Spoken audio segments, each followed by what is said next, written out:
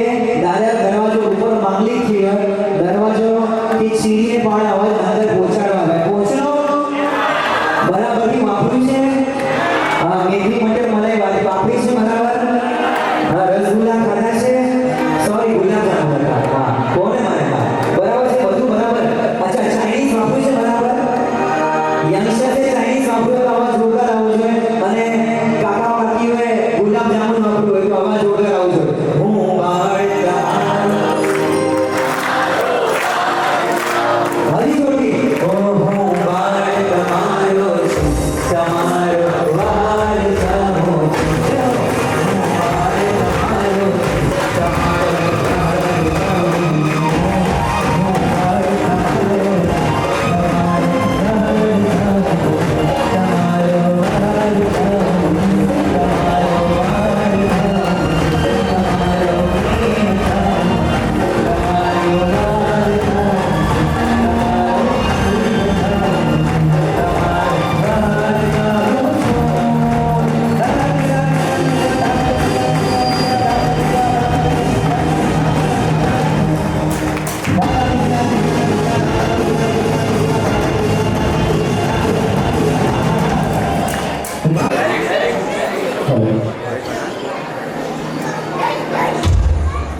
પધારેલા દરેક પુણ્યશાળીની સ્વજન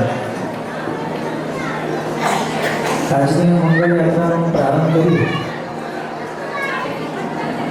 એ પેલા 3 સૂચનાઓ છે, નાની છે બધા જ માટે. પહેલા નંબરે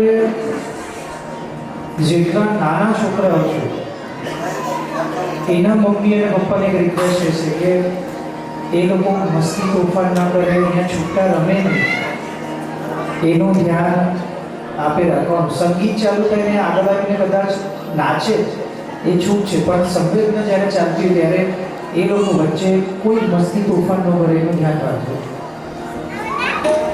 બીજા નંબરે જેના છોકરાઓ નથી આવ્યા કાં તો મોટા થઈ ગયા છે, આપણા બધા પાસે ટચસ્ક્રીન વાળો બાળક છે, આપણે વસાવેલો છે.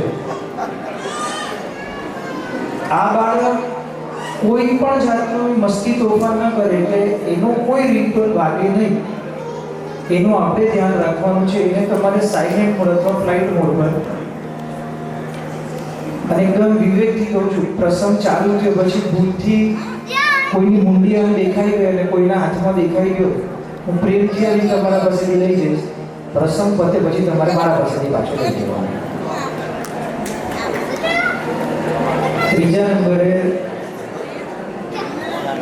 મારી જેટલી પણ માતાઓ, દીકરીઓ, શ્રાવિકાઓ અને મારી બહેનો ખુરશી ઉપર બેઠા અને સોફા પર બેઠા, તમને 2 હાથ જોડીને વિનંતી રહેશે, હલો પાછળ જે બેઠા ખુરશી ઉપર, ખુરશી એટલે બધી જ આવી ગઈ. તમે લોકો હવે અંદર કોઈ વાતો કરતા દેખાશો કે કોઈ અનુભવમાં બેઠી તમે લોકો ચર્ચા કરી. હું એકદમ વિવેકથી કહું છું, હાથ જોડી તમારા પાસે આવીશ, તમારી સામે હાથ જોડીને ઊભો રહીશ. કેમેરામેન અને વિડીયોગ્રાફર મારી સાથે હશે, તમારી ફોટોગ્રાફી વિડીયોગ્રાફી લેવા. પછી તમારે મારી સાથે આગળ આવવાનું અને અહીંયા છે ને લાભાર્થી પરિવાર તમારું બહુમાન કરશે, બધી સ્ટેજમાં પાછળ અમારી તમારે બેસવાનું રહેશે. હવે નક્કી તમારે કરવાનું, તમારે અહીંયા બેઠા બેઠા જોવું છે કે અહીંયા બેસી. છેલ્લી રોમાં પણ જે છે ખાલી એટલું કહું, ભગવાનથી ભૂલ એ થઈ કે હાઈટ મને વધારે મોટી આપી દીધી ને પાછો સ્ટેજ પર ઊભો રાખી દીધો અને તમે કોઈ માથે ઓળ્યું નથી તો બધા ચોખ્ખા દેખાઈ જાઓ છો. એટલે ખાસ તમને વિનંતી, હવે કોઈ અંદર વાતો નહીં કરતા. ભાઈ સમજદારને ઈશારો. આપણે બધા ભણેલા ગણેલા સમજુ લોકો છે અને મારા પપ્પા બહુ સરસ મજાની વાત શીખવાડી ગયા છે, બેટા આપણે સારા ને તો બજારો સારી જ છે અને બજારના લોકો પણ સારા છે. એટલે હવે તમને પણ એક વિનંતી કે તમે મહેરબાની કરીને કોઈ બજારની ચર્ચા કે કોઈ ટિપ્સ તમે કોઈને નહીં આપતા કે 1000 પૂછશે કે 400 પાછું કરેક્શન આવશે.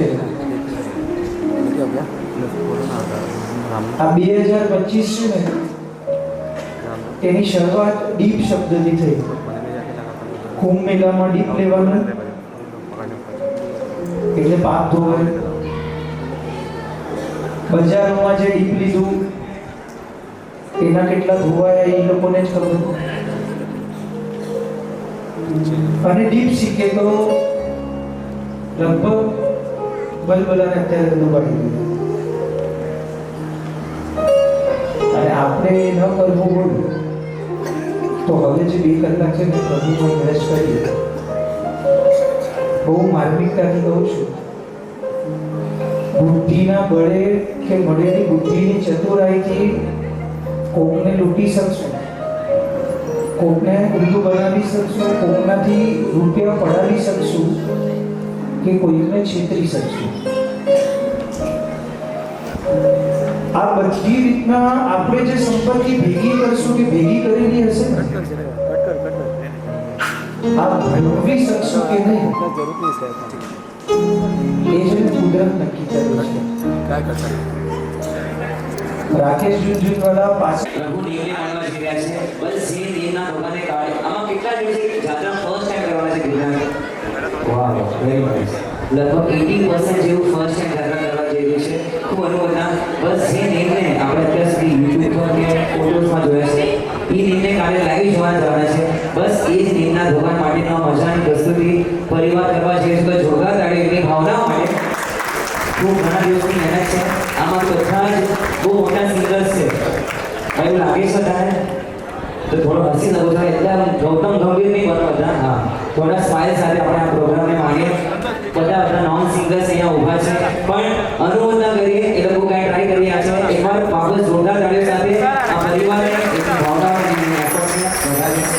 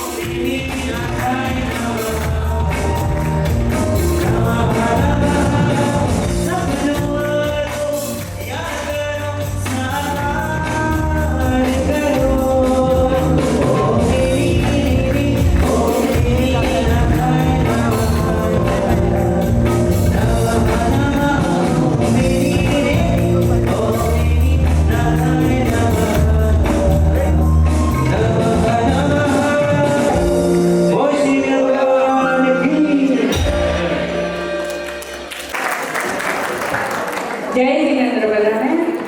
અમે લોકો 6 મહિના પહેલા જ્યારે આ યાત્રા કરાવવાનું નક્કી કર્યું ત્યારે સર્વે માટે અમે લોકો 8 જણા આવ્યા હતા અને અમે યાત્રા માટે ઉપર ગયા બધા યાત્રા કરવા. જનરલી અમે ગયા હતા બધા રોપવેથી જ અને રિટર્નમાં મેં કીધું હું કેતાવર દર્શન કરીને પછી ચાલીને નીચે આવીશ. એટલે 8 જણા હતા એ લોકો ગયા રોપવેથી અને એ લોકો 3 જણા હતા અને 4 જણા રોપવેથી ગયા અને 4 જણા અમે કેતાવર દર્શન કરીને નીચે આવતા હતા.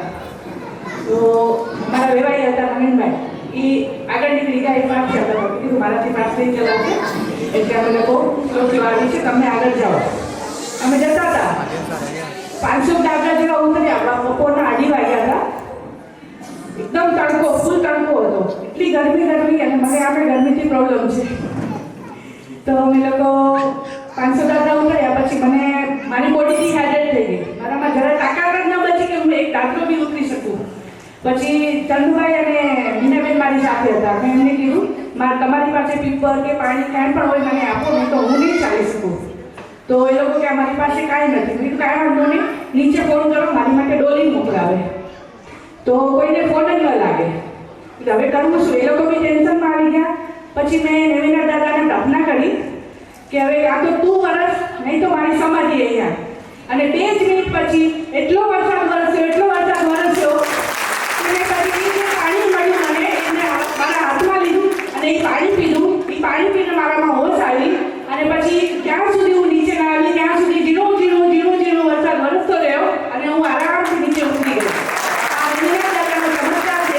માટે કાલે તમને બધા હૃદયથી ચાલીને જેટલા જઈ શકો બધા યાત્રા કરજો, મજા આવશે તમને.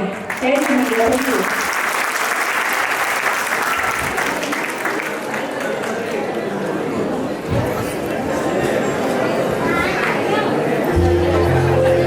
સવારે ગાયનું પ્રતિક્રમણ કર્યું.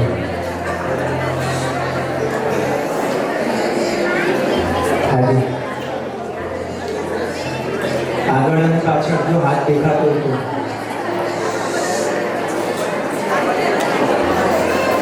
બેનો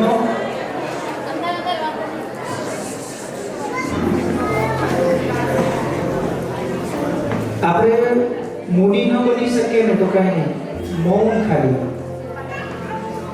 સંત ન બની શકીએ તો કઈ નહીં, શાંત ખાલી. યોગી ન બની શકીએ તો કઈ નહીં, ઉપયોગી ખાલી.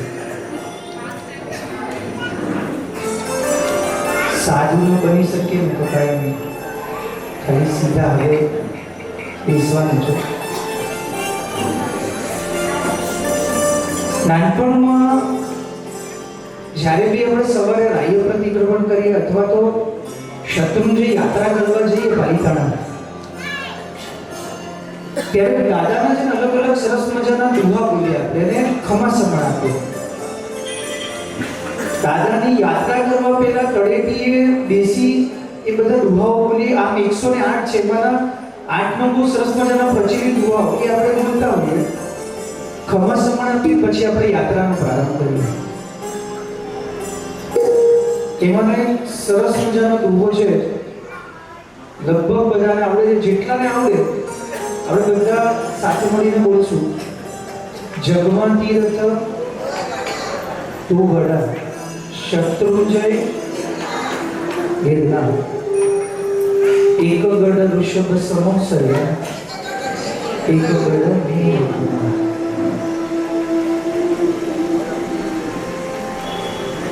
મને એવું થાય લખનારે આજ બે તીરથ શું કામ લખ્યા? વર્તમાન 24 20 તીર્થંકર પરમાત્મા સમેત શિખરથી મોક્ષે ગયા. લખનાર લખી જ શકતા હતા જન્મ તીરથ દોગળા, શત્રુંજયને સમેત શિખર. વારાણસી, અયોધ્યા, પાવાપુરી, ચંપાપુરી આ બધી કલ્યાણકની ભૂમિ છે. છતાંય 2 તીરથની જ્યારે વાત આવી ત્યારે શાસ્ત્રકાર આ 2 તીરથ શું કામ કીધા? શત્રુંજયને કીધા. શાશ્વત છે એટલે નહીં, શાશ્વત મોક્ષનું વરદાન એના પાસે છે ને. એટલી આ બે તીરથ કીધા.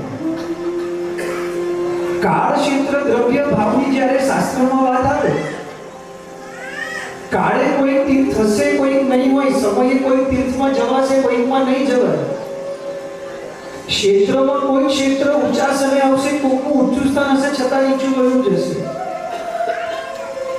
દાખલા તરીકે અષ્ટાપદ કોઈ કાળે હતું, આજે શાસ્ત્રમાં વર્ણન છે, પણ એ ક્ષેત્ર ક્યાં આવ્યું એ આપણને નથી ખબર, આપણે ત્યાં જઈ નથી શકતા. 2000 મિલેનિયમ શરૂ નહોતું થયું ને એ પહેલાનો સમય અમદાવાદ જ્યારે ઉતરતા અને બાપ દાદા 5 તીર્થી કરવા લઈ જતા ને, તો ભોયણી, કંગોઈ, સેરીસા, પાંસર, નાના પોશીના, માતર, મૌડી આ બધી જગ્યાએ જતા. આ આખા રૂટમાં કે મેપમાં ક્યાંય શંખેશ્વર નહોતું. સમય જતા આ બધા તીરથનો મહિમા વધ્યો અને શંખેશ્વરનો મહિમા વધ્યો. ક્યારેક અષ્ટાપદથી મોક્ષે જવાશે, ક્યારેક સમિત શિખરથી જવાશે. આવતી ચોવીસીમાં કે આ ચોવીસીમાં 21,000 વર્ષ જે ચાચન ચાલવાનું છે, એમાં કેટલા વર્ષ પછી સમિત શિખર હશે નહીં એ આપણને નથી ખબર. પ્રલયે કદાચ ભૂકંપમાં એ વસ્તુ વહીએ જાય અને ત્યાં વહીએ જાય, પણ કોઈ ફિક્સ સરનામું કે ફિક્સ એડ્રેસ ગઈ જેટલી ચોવીસીઓ થઈ ગઈ એટલે જેટલા 24 ભગવાનનો શાસન આ 24 ભગવાન પહેલા થઈ ગયું, વર્તમાનમાં આ 24 ભગવાન અને આવનારી જેટલી ચોવીસીઓ થવાની છે બધી 24સીમાં મોક્ષે જવાનું કોઈ ફિક્સ એડ્રેસ છે ને, તે માત્ર શત્રુંજય અને ગિરનાર છે.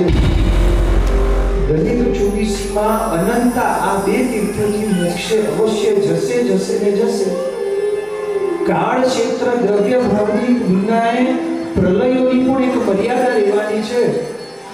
પ્રલય આખો શત્રુંજય તોડી કે ભરખી નહીં શકે. પ્રલય કે વાવાઝોડા ગિરનાર ક્યારે આખું હલાવી કે ડુબાડી નહીં શકે. ધરતીના એક મર્યાદિત ભાગમાં બધી આપત્તિઓ આવશે, પણ આ ક્ષેત્ર એ પરંપરાએ અડીખમ આવીને આવી જ રીતના રહેવાનું છે.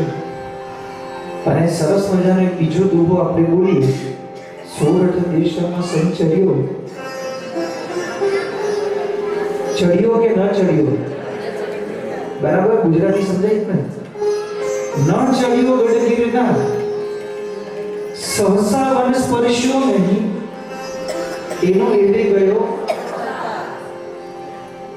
મનુષ્ય જન્મ પામી જીન શાસન મળે, જીન શાસન મળ્યા પછી સોરઠનું સરનામું મળે, અને સોરઠ ક્યાં વસ્યું છે એ ખબર પડ્યા પછી ન ચડ્યો ગિરનાર, જો હું ગિરનાર ન ચડું અને સહસાવન સ્પર્શું નહીં, એનો એડે ગયો અવતાર. એટલે આ ભવ, આ અવતાર તો પછીના ભવમાં જીન શાસન મળશે કે નહીં ખબર નથી, મળશે તો આની ઓળખાણ આવશે કે નહીં એ ખબર નથી, અને ઓળખાણ થશે નહીં તો યાત્રા કરી શકશું કે નહીં એવી પરિસ્થિતિ હશે કે નહીં એ ખબર નથી. ચાલો સરસ મજાના દુભાવ ગિરનારની 99 પ્રકારની પૂજા સંસ્કૃતમાંથી ગુજરાતી અનુવાદ કરી આચાર્ય હેમવલ્લભ સુરીશ્વરજી મહારાજાએ લખી છે. અને એમાં એક એક સરસ મજાના દુહા જેમ શત્રુંજય માટેના ગિરનાર માટે પણ લખાયેલા છે, જે અત્યારે અહીંયાથી પારસભાઈ લે છે. અને આપણે સૌ સાથે મળી આ સરસ મજાના 3 દુહા બોલશું અને આપણી આજની આ ગિરનારની યાત્રાના સ્પર્શનો પ્રારંભ કરીશું. ઓ જગમાં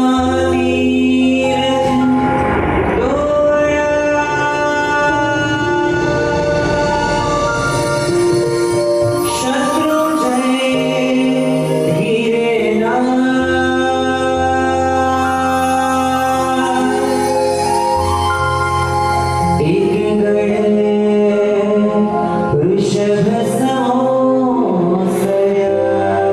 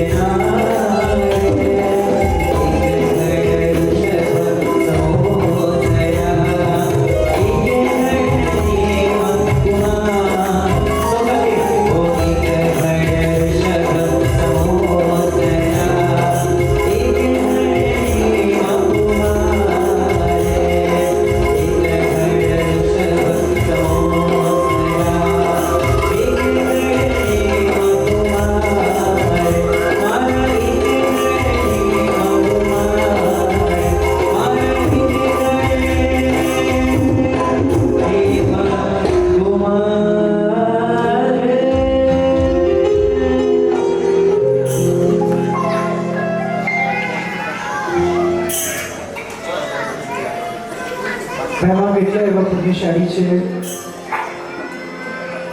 ખાલી હાથ ઉપર કરવાના કે જેને હજી સુધી ગિરનારની યાત્રા નથી કરી, અને એવા કેટલા પુણ્યશાળી છે જે ગિરનાર આવીને કાલે ગિરનારની યાત્રા નથી કરવાના એ હાથ ઉપર કરે. સરસ, 100%.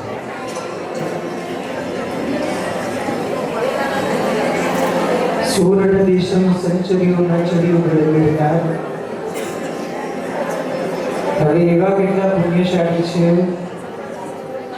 જે કાલે ગિરનાર ચડવાના છે પણ સંસારમાં નથી જવાના એ હાથ ઉપર કરે. બરાબર, સંસાર મને સ્પર્શ્યો નહીં. લાભાર્થી પરિવાર રોપવેની ટિકિટ બંને જ લેજો, કારણ કે રિટર્ન લેશો તો સંસાર નહીં જવાય. આ એટલે પૂછ્યું કારણ કે એમને મને કીધેલું પૂછી લેજો, જેટલા હાથ ઉપર થાય એ પ્રમાણે ટિકિટ લેવાની ખબર પડે બંને અને રિટર્ન. સંસાર નથી જવા વાળા એક પણ હાથ ઊંચો નથી થયો. ચાલો હવે તમને સમજો. જગમાં તીરથ દો બડા શત્રુંજય ગિરનાર. બેનો છેલ્લી વાર કહું છું, જગ્યા પરથી ઉતરીશ ને આવીને હાથ જોડીને ઉભો રહી જઈશ. સામે તમારી પાછળ વાળાને બેસો ખાલી. હા, આપને હજી બી કહું છું, જો વાતો કરવી હોય ને અહીંયા પણ હું બે હાથ જોડીને કહું છું, આપ પાછા આપના રૂમમાં જઈ શકશો. સાંભળેલું હોય તો મૌન લઈને સંધારો લઈ લો.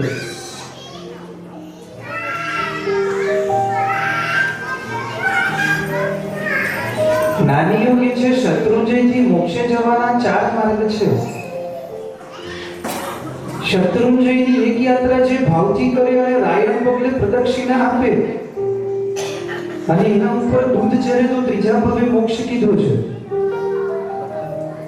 એ જ શત્રુંજયની ચોકિયારો છડ કરીને 7 યાત્રા જે કરે તેનો પણ ત્રીજા પગે મોક્ષ કીધો છે. ફાગણ સુદ 13 6 ગામની યાત્રા જે કરે એ 6 ગામની યાત્રામાં ગોવાળીઓ જો ઋષભદેવ ભગવાનનું સોનાનું દેરાસર અને સોનાની મૂર્તિના દર્શન કરાવે જે ભરત ચક્રવર્તીએ બનાવી તો ત્રીજા પગે મોક્ષ કીધું છે. ચંદન તલાવની જે પ્રભુનું નમણ જળ આવી અને ભેગું થાય છે 6 ગામની એ યાત્રામાં ચંદન તલાવની પાસે ઊભા રહીને જે અઠમ કરે અને ચક્કેશ્વરી દેવી રત્નાના પ્રતિમાના દર્શન કરાવે તો ત્રીજા પગે મોક્ષ છે. હવે વિમલભાઈ આપ શત્રુંજય યાત્રા કરવા ગયા હો અને હું આપને એમ કહું જાઉં છું તો મારા વતી યાત્રા કરજો, અને યાત્રા કરતા WhatsApp પર સમાચાર આવે કે રાયણ પગલે પ્રદક્ષિણા આપતા તમારા પર દૂધ જર્યું અને મોક્ષ તમારું કે મારું? હા, મેં કીધેલું ને જાઉં છું તો મારા વતી યાત્રા. એવા કેટલાય કીધું હશે જાઉં છું તો મારા વતી. બહુ સિમ્પલ છે, જે કરે ને મોક્ષ એનો છે, જે નથી કરવાનું એનો મોક્ષ નથી. અને મોક્ષ સિદ્ધ કરવા માટેના આ 4 રામબાણ આપણે ત્યાં બતાડ્યા. એક યાત્રા ભાવથી છઠ કરીને, 7 યાત્રા 6 ગામની યાત્રા અને કાં તો અઠમ ચંદન તલાવડી. વિશ્વના કોઈ પણ ખૂણે હોઈએ કમ્પલસરી તમારે કે મારે ત્યાંથી શત્રુંજય આપવું જ પડે, યાત્રા કરવી જ પડે. હવે કોઈક આપણા ઘરમાં કર્મના ઉદયે એવો જન્મે કે શારીરિક એવી કોઈ ખોટ ખાપણ લઈને જન્મ્યો છે કે એના માટે તો એક ડગલું માંડવું પણ શક્ય નથી, યાત્રા શક્ય જ નથી એ વ્યક્તિ માટે. અને એવા કોઈ વ્યક્તિને એ સિદ્ધ કરવું હોય મારો મોક્ષ થશે કે નહીં તો એ કઈ રીતના નક્કી કરી શકે? કારણ કે એ તો શત્રુંજયની એક યાત્રા નથી કરી શકતો. હવે આ ભૂમમાં એને સિદ્ધ કરવું છે મારું મોક્ષ થશે કે નહીં તો એ કઈ રીતના કરે? હાજી, ભાવ યાત્રામાં તો પછી ભાવથી ત્યાં વિલે પાર્લર રહીને યાત્રા કરી લીધી હોત તો ભાવથી લગ્ન કરીને સંસાર માંડી દીધો હોત તો ભાવથી વર્લ્ડ ટૂર કરી રહ્યા હોત તો કેમ ઉપાધિ એવી?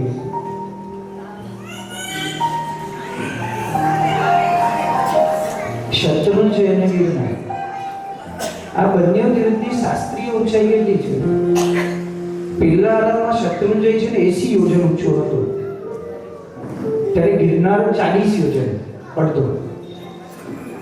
બીજા આરામમાં શત્રુંજય 70 યોજન ઊંચો, ગિરનાર 26 યોજન. ત્રીજા આરામમાં શત્રુંજય 60 યોજન, ગિરનાર 20 યોજન. ચોથા આરામમાં શત્રુંજય 50 યોજન, ગિરનાર 16 યોજન. હવે પાંચમો આરો જેમાં આપણે આ જન્મ્યા ત્યાં આપણે રહીએ છીએ, પાંચમા આરામાં શત્રુંજયની ઊંચાઈ કેટલી? ચલો છઠ્ઠા આરામાં 60 કેવું પડે? જેમાં જન્મવું નથી, જે આરામાં જવું નથી ને એનું જ્ઞાન છે, પણ જેમાં જન્મ્યા છે અને જે જન્મીને જે તીર્થની યાત્રા કરી છે ને એનું શાસ્ત્રીય ઊંચાઈ કેટલી એ આપણને નથી ખબર. પાંચમા આરામાં શત્રુંજય 12 યોજન ઊંચો છે અને ગિરનાર 2 યોજન ઊંચો. આ બે તીર્થની યાત્રામાં ઈઝી કઈ, શત્રુંજય કે ગિરનાર?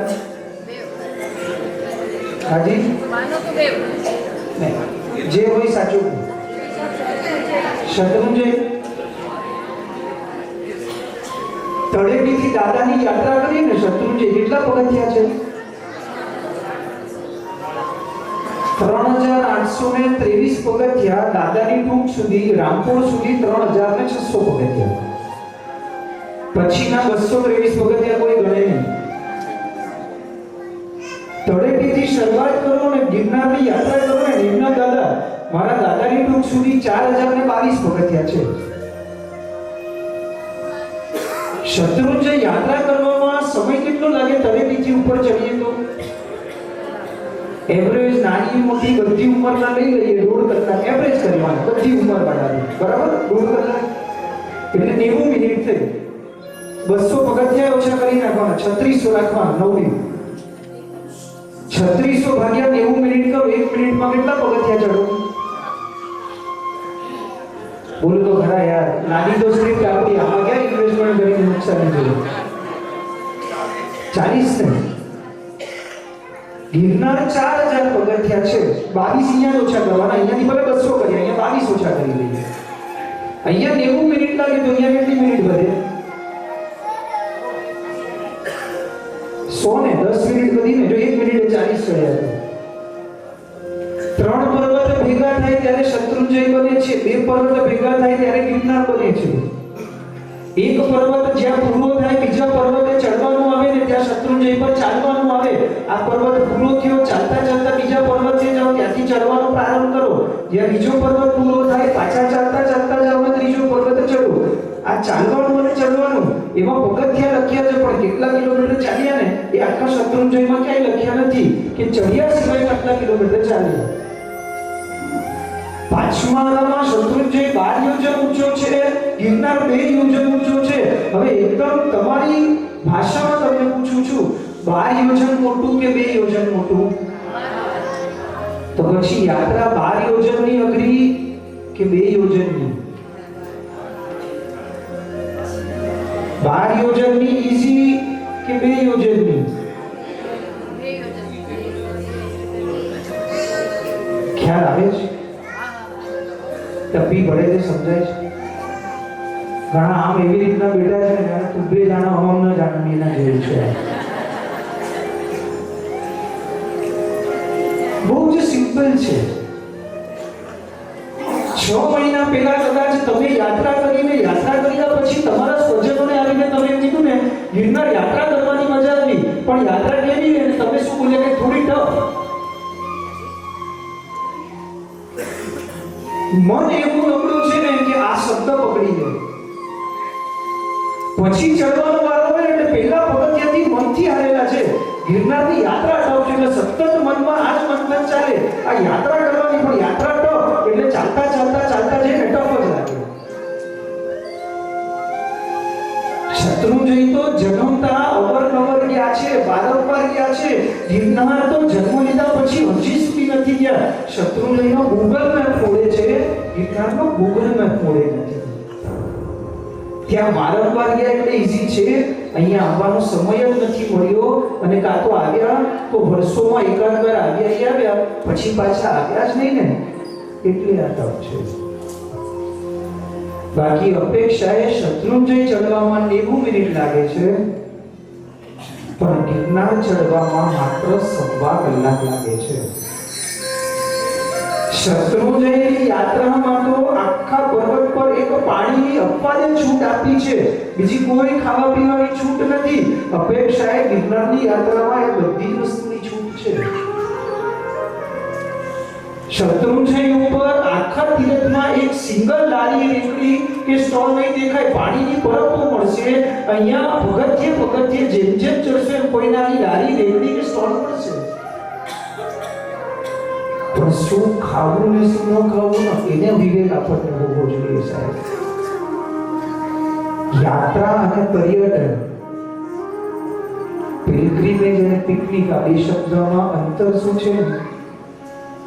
જે ભાષામાં આપણે ભણ્યા અંતર તો આપણને ખબર હોવી જોઈએ કે પિકનિકમાં જઈએ ત્યારે શું કરવું અને પિલગ્રીમેજ યાત્રામાં જઈએ ને ત્યારે શું કરવું.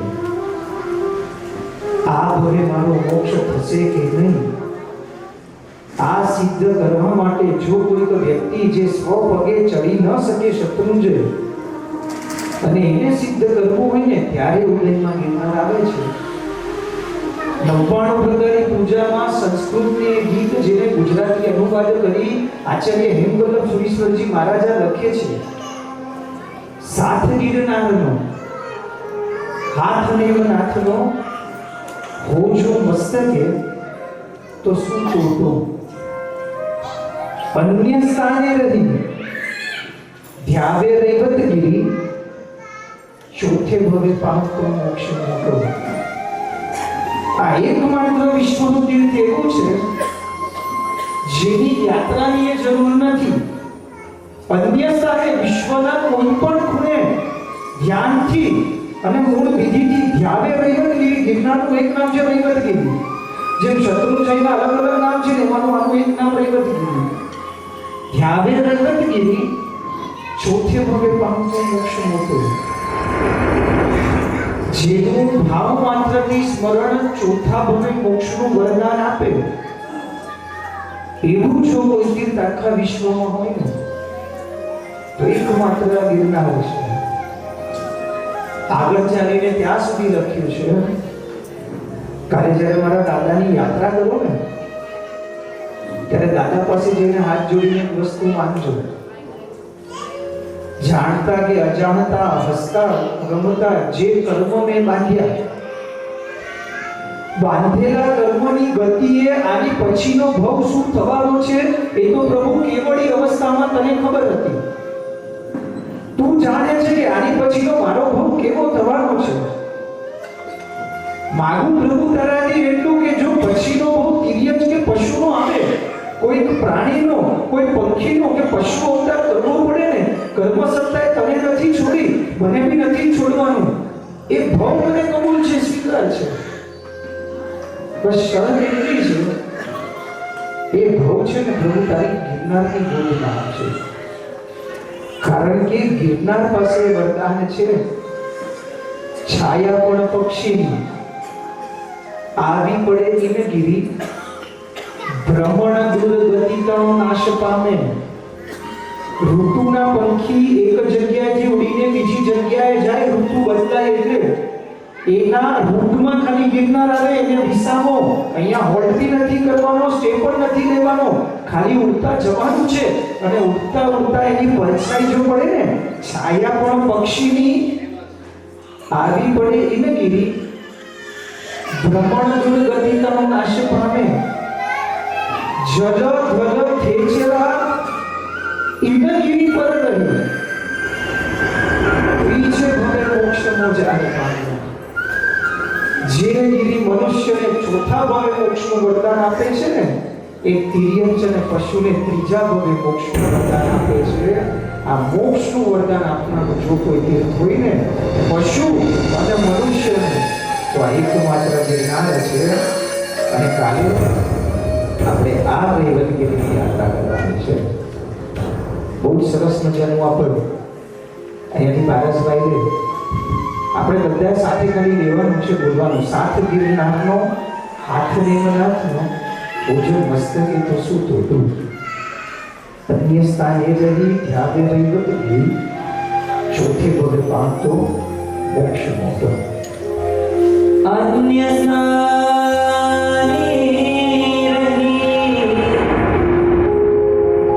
ધ્યાવે રૈવત ગિરી.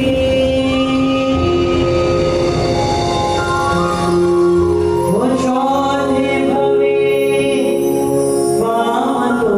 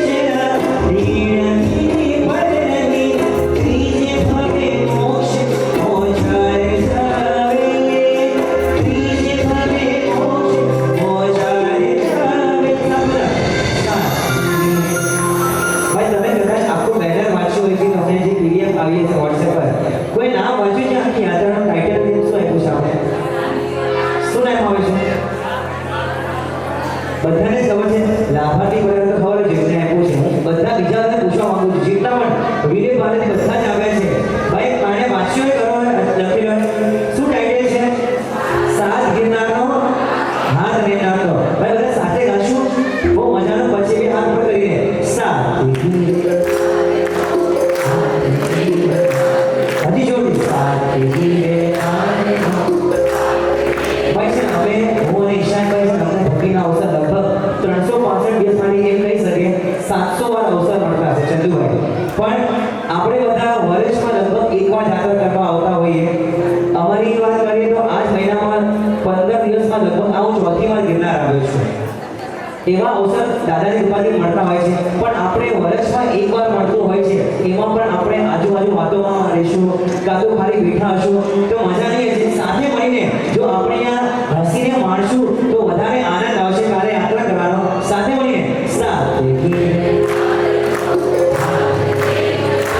અહીંયા જેટલા પણ કલાકાર બેઠા છે એમાંથી એકલો હું આવેલો છું આ મારા ઈશાનભાઈ બહુ મોટા વક્તા છે આજ સુધી લગભગ 500 જેવી દીક્ષામાં એમને સંચાલન આપ્યું છે 500 દીક્ષા કરાવી છે વિદાય કરાવી છે ગામમાં જે અલગ અલગ ગામે બધા લક્ષ્મીચંદભાઈ ક્યારેક ડીસા સમાજ હોય ક્યારેક પાટિયાળા સમાજ અલગ અલગ સમાજ હોય વાવ સમાજ હોય આ વાગડ સમાજ આવ્યું છે એમ કહીએ વાગડ સૌથી આગળ અને જો અવાજમાં આગળ નહીં હોય ને તો પછી આપણે આપણી સમાજની વાતો બહાર થશે કે ખાલી કેવા પોતા આગળ છે ભાઈ આગળ છે કે પાછળ આગળ વાળા જ બોલે છે પાછળ કઈ નથી બોલતા ભાઈ આગળ સૌથી મને પાછળ સંભળાયું આગળ સૌથી તો ભાઈ અવાજમાં પણ આગળ આવવું જોઈએ સાત ધીરે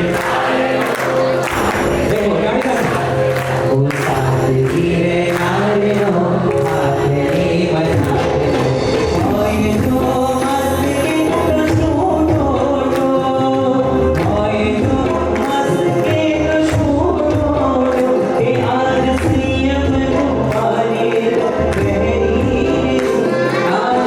જો રજુને પકડી છાશી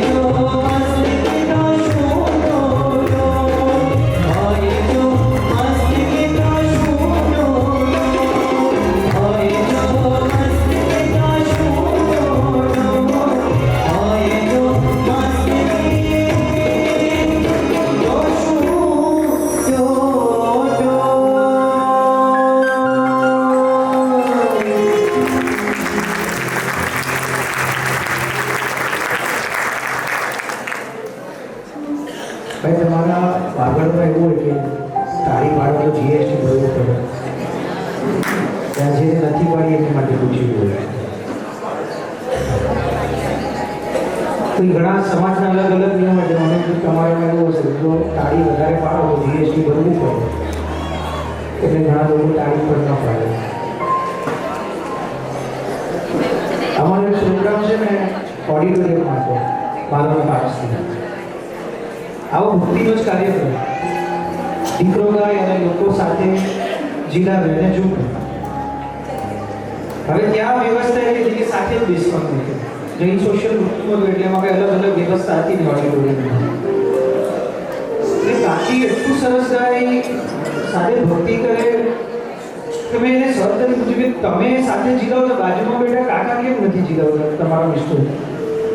એ બાજુમાં કોણ બેઠું છે?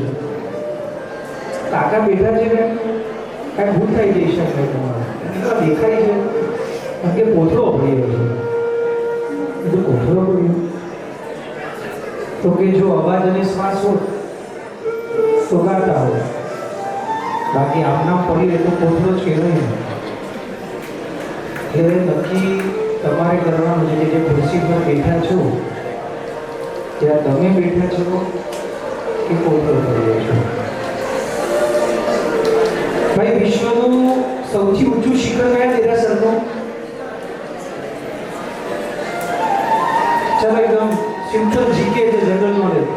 આટલા આપણા તીર્થો છે, સૌથી ઊંચું શિખર તારંગા. મૂળનાયક અજીતનાથ બાબા. કોણે બનાવ્યા?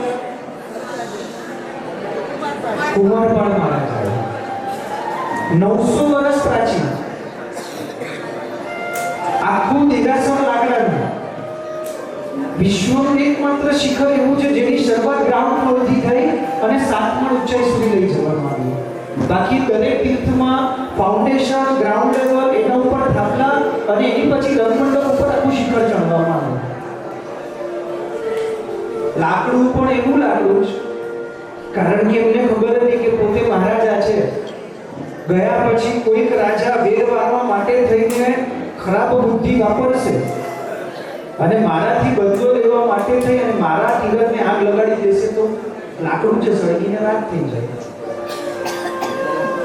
એવું લાકડું ગોત્યું જેમાં આગ લગાડો ને તો આગ ન પકડાય, એમાંથી પાણી પડવા લાગે.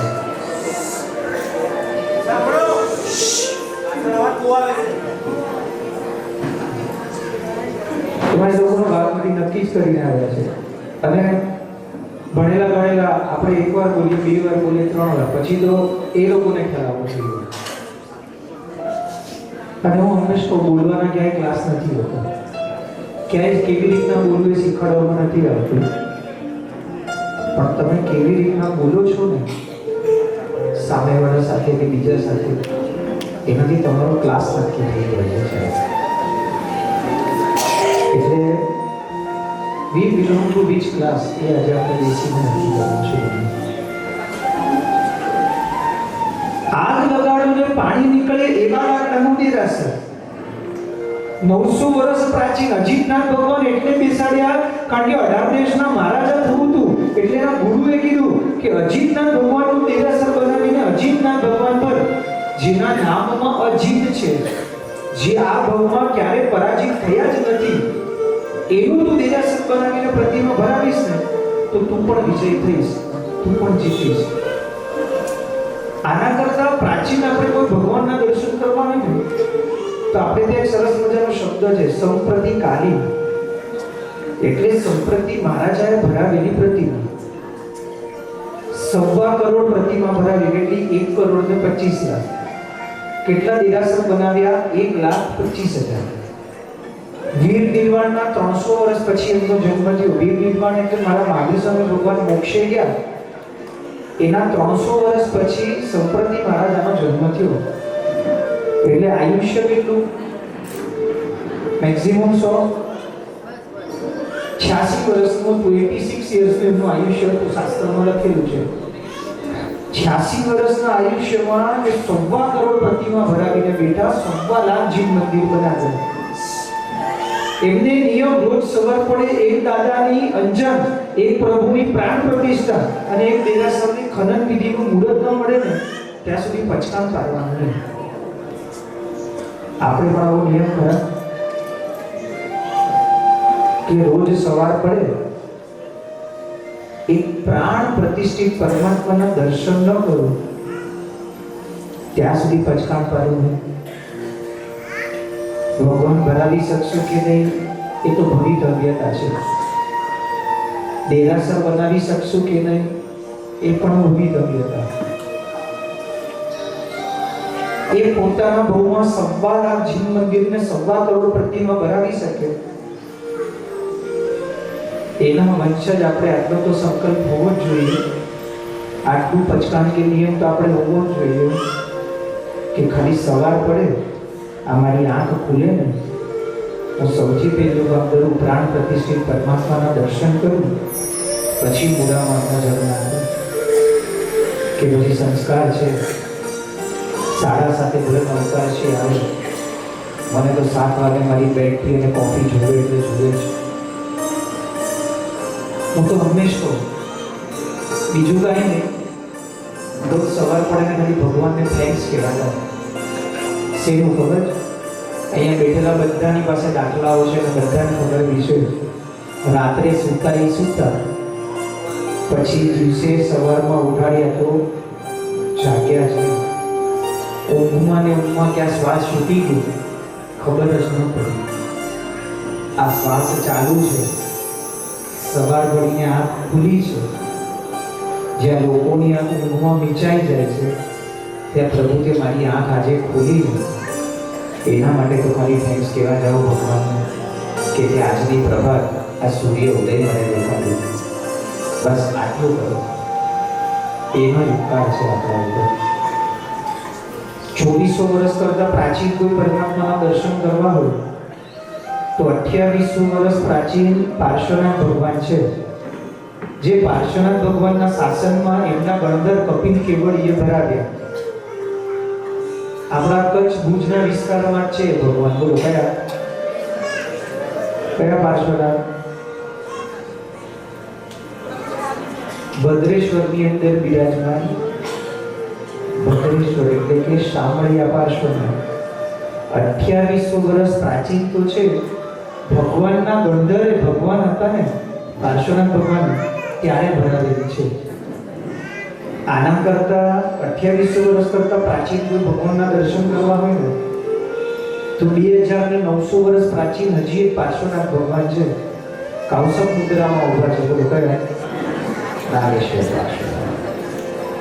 આના કરતા પ્રાચીન 2900 વર્ષ કરતા પ્રાચીન કોઈ ભગવાનના દર્શન કરવા હોય ને 87,000 years પ્રાચીન એક શાંતિનાથ ભગવાન છે, કૌશકમાં ઉભા. બોલો ક્યાં? ભોપાલ. આના કરતા પ્રાચીન એટલે 87,000 years કરતા પ્રાચીન કોઈ ભગવાનના દર્શન કરવા હોય ને મુનીશ્વર સ્વામી ભગવાનના શાસનકાળમાં ભરાવેલા હતા. 11 લાખ વર્ષ પ્રાચીન છે પાર્શ્વનાથ ભગવાન. બોલો ક્યાં બિરાજમાન? હિંટ આપું ને ગાવડી જશે ના, લાલ રંગના છે.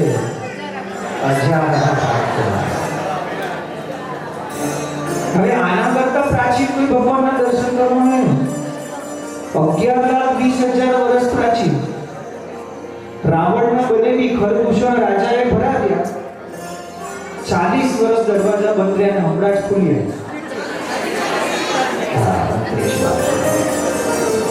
હિંદ આવું તો બરાબર આવડી જાય. આ દરવાજા ખુલ્યા 40 વર્ષ ન બોલ્યો તો હજી વિચાર.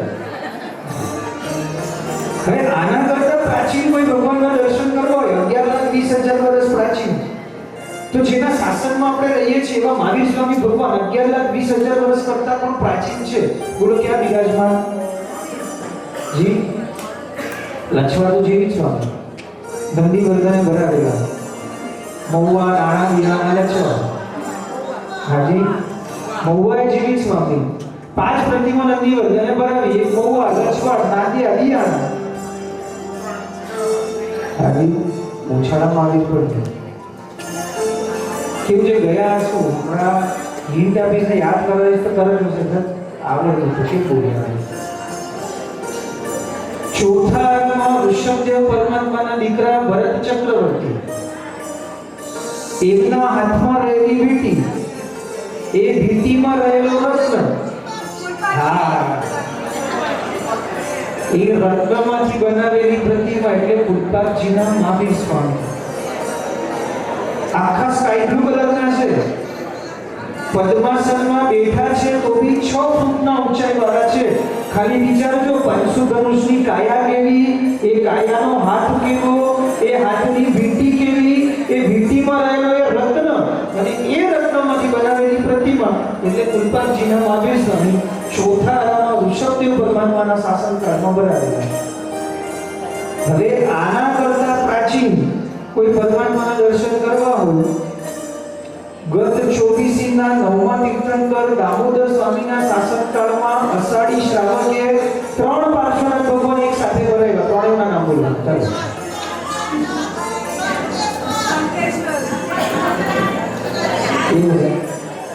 એક જ યાદ છે સંકેશ્વર, કારણ કે પૂનમ દસમ ભરીએ આ આવે આપણું કામ પૂરું થાય. હા, બરાબર છે. ખૂબ ખૂબ ધન્યવાદ. ખંભાતની અંદર વિરાજમાન સંવત પાર્શ્વનાથ, ચારુપની અંદર વિરાજમાન ચારુપ પાર્શ્વનાથ અને શંખેશ્વરમાં વિરાજમાન શંખેશ્વર પાર્શ્વનાથ. આ ત્રણેય ગઈ 24 ના 9મા તીર્થંકરના શાસનમાં અષાઢી શ્રાવકે ભરાયા. હવે આના કરતા પ્રાચીન ભગવાનના દર્શન કરવા ગયો. ગઈ 24 ના 3જા તીર્થંકર સાગર તીર્થંકરના શાસનકાળમાં નરવાહન નામના રાજા હતા. પ્રભુની દેશના સાંભળવા આવ્યા હતા. ચાલુ દેશના ભગવાન મોક્ષનું વર્ણન કરતા હતા કે મોક્ષના સુખ કેવા છે, શિવ, મલય, મરુવ અને મોક્ષનું વર્ણન સાંભળીને એને 2 હાથ જોડીને ભગવાનને પૂછ્યું, મારું મોક્ષ ક્યારે થશે? તો ભગવાને જવાબ આપ્યો, આવતી 24 ના 22મા તીર્થંકર નિમનાથ ભગવાનના શાસનમાં એમનો સૌથી પહેલો ગણધર વર્ધક નામે તું થઈશ અને ગિરનારથી તારું મોક્ષ થશે. કાળક્રમે એ અવતાર પૂરો થયો અને પાછમાં બ્રહ્મેન્દ્ર દેવલોકનો દેવ થયો. એ નરવાહન નામના રાજા જ્યારે દેવલોકના દેવ થયા, બ્રહ્મેન્દ્ર દેવલોકના પોતાનું દેવ વિમાન લઈને યાત્રા નીકળ્યા હતા અને સમવસરણમાં પ્રભુની દેશના ચાલતી સગર તીર્થંકરની ત્યાં આવીને પાછા બેસી ગયા. ત્યારે પણ ઇત્તફાક કોઇન્સિડન્સ એવું થયું, પ્રભુ મોક્ષનું જ વર્ણન સમજાવતા હતા. શિવ, મલય, મરુવ. એટલે એને પૂછ્યું, પ્રભુ મારું મોક્ષ? તો કે આવતી 24 નો જવાબ આપ્યો. એટલે બીજો પ્રશ્ન, એ પરમાત્મા કેવા દેખાય છે, એનું વર્ણન શું? તો કે શ્યામ. એની કાયા, એની આખી હાઈટ કેવી, એ બધું કીધું. પછી પૂછ્યું કે પ્રભુ એટલું તો જે આવતી 24 માં મારા મોક્ષના સારથી થવાના એ ભગવાનની પ્રતિમા હું અત્યારે તમારા શાસનમાં ભરાવી શકું? અને જવાબ મળ્યો, હા. એ જ સમયે શ્યામ વર્ણનો રત્ન લીધો, એનાથી આખી પ્રતિમા બનાવી, પોતાના દેવ વિમાનમાં પ્રતિષ્ઠિત કરી અને એને પ્રભુની ભક્તિ કરી. કાળક્રમે અલગ દેવલોકોમાં પૂજાય, પાતાળ લોકમાં પણ એ પ્રતિમા પૂજાય. સ્વયં નિમનાથ ભગવાનના શાસનમાં કૃષ્ણ મહારાજાની દ્વારકા નગરીમાં જે જીનાલય હતું ને, એમાં પણ એ જ પ્રતિમા બિરાજમાન હતી. આ તો દ્વારકાનું દહન થયું, આખી દ્વારકા બળીને રાખ થઈ, એટલે અંબિકા દેવીએ ભગવાનને ત્યાંથી ઉત્થાપન કર્યા અને ગિરનારની ગુફાઓમાં લઈ ગયા. વર્ષોના વર્ષો સુધી આ પર્વતની નીચે રહેલી ગુફાઓમાં દાદા પૂજાયા. એ પછી રત્નાસર નામના શ્રાવક થયા. એ છરી પાડતો સંઘ લઈને આવ્યા હતા.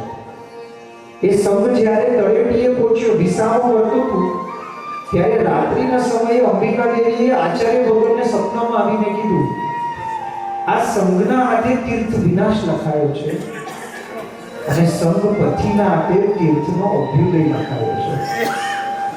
આચાર્ય મારે ચિંતામાં પડ્યા કે આવેલા યાત્રિકના માથે વિનાશનું પાપ છે અને સાથે સંપત્તિના હાથે અભ્યુદય એટલે ફરીથી નવા સૂરજનો ઉદય થશે, એ પુણ્ય લખાયેલું છે. ચિંતામાં હતા પણ કોઈને કીધું નહીં. બીજા દિવસે યાત્રા કરી, ઉપર ચડ્યા ત્યારે પરંપરા એવી હતી, સૌથી પહેલો પક્ષાળ સંપત્તિ કરે મસ્તકે હતી, ત્યાર પછીના જેટલા પણ લોકો છે બધાએ અંગૂઠેથી જ કરવાના. પૂજારી કહીને થાકતો નહીં. શ્રી સંઘ સાંભળવા તૈયાર ન થાય, પૂજારીની વાત માને નહીં, બધા મસ્તકેથી પક્ષાળ કરે. અને એ જે મસ્તકેથી પક્ષાળ કરતા ને ત્યારે ઉપર જે પ્રતિમાથી માટીની હતી, વાળુની બનાવેલી હતી, કોમળ હતી એટલે પૂજારી ના પાડતો હતો. પણ શ્રી સંઘ માનવા કે સાંભળવા તૈયાર નહીં, કારણ કે આવતી 24 ભગવાન મોક્ષે જવાના એ ભૂમિની યાત્રાએ આવ્યા હતા. અને ચાલુ પક્ષાળે શ્રી સંતના હાથે જે પક્ષાળનો ધૂળ ચાલુ હતો ને એમાં આખી મૂર્તિ ઓગળી ગઈ, કારણ કે માટીની હતી. ઓગળી એટલે ત્યાં માટીનો પિંડ બની ગયો, અને જ્યાં પિંડ બનીને ત્યાં હાહાકાર મચ્યો. દાદા ઓગળી ગયા. હવે દાદાની યાત્રા નહીં થઈ શકે, કારણ કે પ્રતિમા છે ને યાત્રા કરવા વાળા આવીને કરશે શું? આપણે લોકો છે ને આપણા શ્રી સંઘની આગળ એક શબ્દ વપરાય છે સાહેબ, મૂર્તિ પૂજક. આપણા આગળ ક્યાંય પગલા પૂજક શબ્દ બહુ જ માર્મિકતાથી આ શબ્દ મુકાયો છે શાસ્ત્રમાં. આપણે મૂર્તિમાં માનીએ છીએ, આપણને મૂર્તિમાં રસ છે એટલે મૂર્તિ પૂજક શબ્દ લખાયો.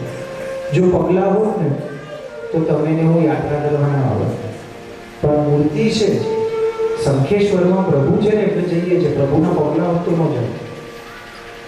અને જ્યાં મૂર્તિ ઓગળી ને હાહાકાર મચ્યું, અને હાહાકાર મચ્યું સંઘપતિને ખબર પડી, એ પોતે બેભાન થઈ ગયા. એટલું એને આઘાત લાગી ગયો. તાત્કાલિક આચાર્ય ભગવતને બોલાવીને જણાવ્યું. સાહેબે કીધું પ્રભુનો પક્ષાળ લાવીને એના ઉપર છાંટો. ત્યારે ને ત્યારે પક્ષાળ છાંટીને એને જાગૃત કર્યું. અને પછી ખાલી એટલું કીધું, અંબિકા દેવીએ સ્વપ્નમાં આવીને કીધું હતું કે આ તીર્થનો અભ્યુદય તારા હાથે લખાયો છે, એક કામ કર, એનું સ્મરણ કર, એમને પ્રગટ કર, માર્ગ એ જ બતાવશે. એટલે એ જ સમયે હાથ જોડીને નક્કી કર્યું, જ્યાં સુધી અંબિકા દેવી પ્રગટ ન થાય અને માર્ગ ન દેખાય ત્યાં સુધી અન્ન જળ ન ત્યાં. 3 દિવસના વાણા વીતી ગયા. ત્રીજા દિવસે અંબિકા દેવી પ્રગટ થઈ અને રત્ના સાથે ગિરનારની ગુફાઓમાં લઈ ગયા. અલગ ભગવાનની નિમ્ન ભગવાનની જે પ્રતિમાઓ હતી એમાં એટલું જ કીધું, જે પ્રતિમા તને ગમે ને એના પર હાથ મૂક, એની હું પ્રતિષ્ઠા ત્યાં કરાવી દઈશ. અને પ્રભુ પ્રતિષ્ઠા થઈ જશે એટલે યાત્રા પછી શરૂ થઈ જશે.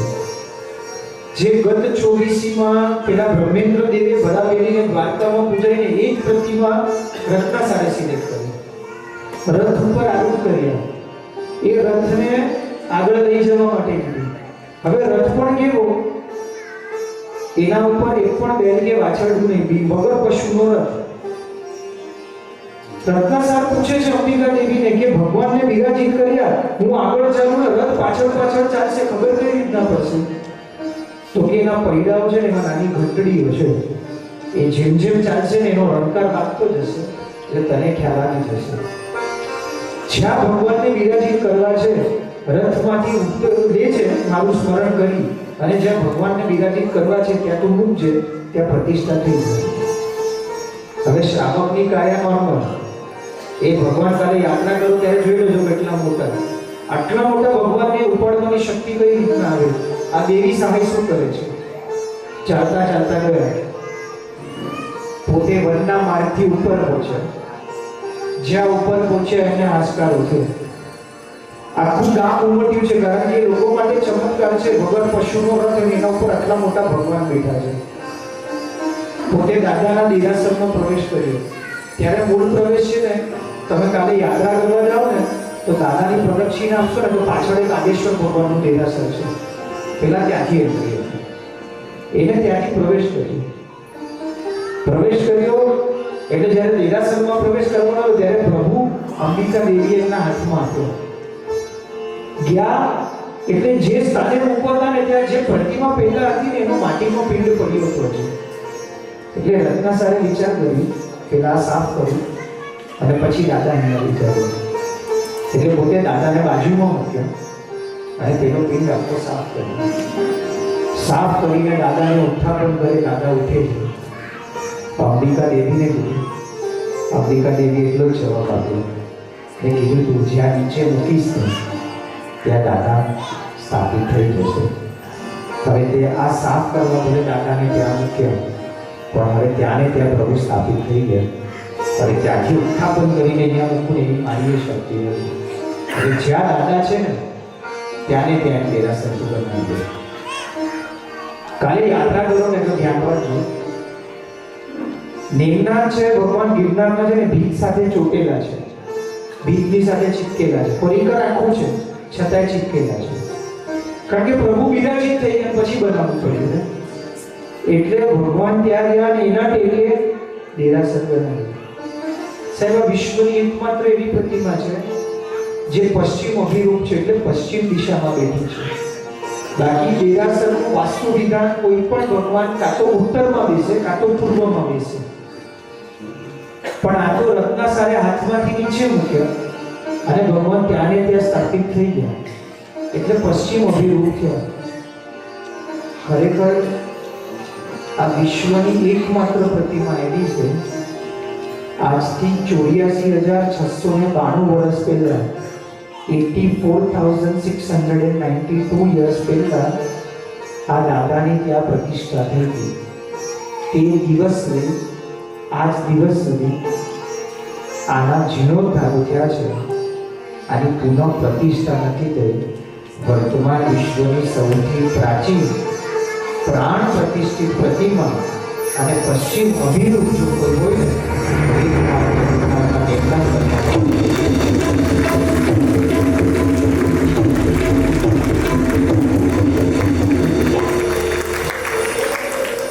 કાલે આની યાત્રા આપણે બધાએ કરવાની છે. હજી યાત્રામાં શરૂઆત નથી થઈ ને સાહેબ, હજી તો માહોલ બનાવી દો છે. આમ તો આ ભાવયાત્રા 2 દિવસ થાય, 3-3 કલાક ચાલે. વક્તવ્ય એમાં સંગીત 1.5 કલાક અલગ પાછું. પણ ટેસ્ટનો જમાનો ગયો. વન ડે તો વર્લ્ડ કપ ઇન્ડિયામાં હોય કે ઇન્ડિયા ફાઇનલ હોય કે ઇન્ડિયા પાકિસ્તાન હોય તો લોકો જોવે. હવે T20નો યુગ આવ્યો. અહીંયા 20 ઓવર અને અમારે 2 કલાકમાં પૂરું કરવાનું આવે. એટલે આજે જેટલું થશે ને એટલો ન્યાય આપશો. પછી રસ પડે તો ભવિષ્યમાં પાછા કોઈક સંપત્તિને લઈને યાત્રા કરવા આવજો ને, ત્યારે પાર્ટ 2 આપણે શરૂ કરીશું. એક સરસ મજાનું પર 84,000 વર્ષોથી નેમતું જ્યાં બિરાજે છે. આ જે દાદાનો ફોટો છે ને, આ તો લેપ કરેલો છે સાહેબ. મૂળ તો પ્રતિમા રત્નની છે, પણ રત્નાસાર શ્રાવકને અંબિકા દેવીએ કીધું પડતો કાળ જોઈને કોક લૂંટવાના સાહસ કરશે, પ્રતિમા ખંડિત થઈ જશે. આ પાપ ન થાય ને એટલે ભગવાન પર લેપ કરી દે. જે વર્ણના પ્રભુ હતા ને એ વર્ણનો લેપ કરવામાં આવ્યો. લેપ કરવા છતાં પણ પ્રભુનું તેજ એવું છે, પ્રભુની નાભીથી લઈને છાતી સુધીમાં આખો એક સફેદ પ્રકાશ છે. ભર અંધારાની અંદર આખું દેરાસર ગવારા સાથે બંધ કરી દો, એક નાનકડા દીવડાનો ત્યાં પ્રકાશ નથી ને, છતાં એ આખું તેજ દેખાશે. એ રત્નની અંદરનો જે પ્રકાશ જે તેજ છે ને, એ આજે પણ દાદાની નાભીથી દાદાની છાતી સુધી આવે છે. આ ચમત્કાર આજે પણ દાદાનો આખો ગવારો માત્ર દીવડાથી છે. સવાર બપોર સાંજ ગમે તે સમયે જાઓ ને, આધુનિકતાની આ દુનિયામાં આટલી એડવાન્સ એલઈડીઓ આવી ગઈ ને, છતાં દાદાના ગરબામાં એક સિંગલ ટ્યુબલાઇટ નથી. કારણ 84,000 વર્ષ પહેલા માત્ર દીવડાના પ્રકાશમાં અજવાળું થતું. અને એ પ્રાચીન પરંપરા આજે પણ આ તીર્થે જાળવીને રાખી. ત્યારથી જે પ્રકાશમાં મારા દાદાને રાખેલા ને, આજે 84,000 વર્ષ પછી પણ એ દીવડાના પ્રકાશમાં મારા દાદાના દર્શન અને પૂજા કરવાનો લાભ મળે છે. આ પ્રાચીન તીર્થની આપણે કાલે સૌ સાથે મળીને યાત્રા કરવાની છે. સરસ મજાનું પદ અને આપણી શુભ યાત્રાને અહીંયા પ્રારંભ કરીશું.